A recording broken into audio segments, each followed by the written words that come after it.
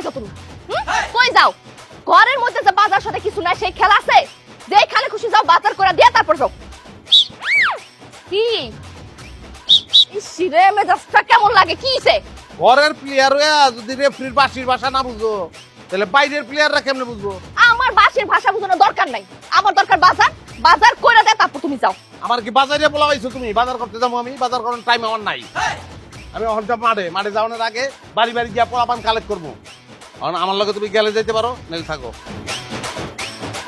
বাজার না করে এই ঘর থেকে এক পা তুই বাড়িতে পারবি না। এর লিগে একটু আগে তোর সামনে দেখছি আমি।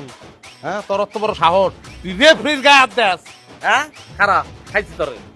এই যে তোরে হলুদ কার্ড হাইলাম, আর একবার যদি টাচ করো তোরে লাল কার্ড হাবু দিত।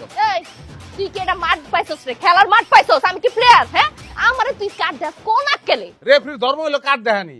ঘরেও দাও, বাইরেও দাও, মাঠেও দাও। যতদিন জীবনে বাচ্চা থাকবো কার্ড দেখায় বাচ্চা থাকবো।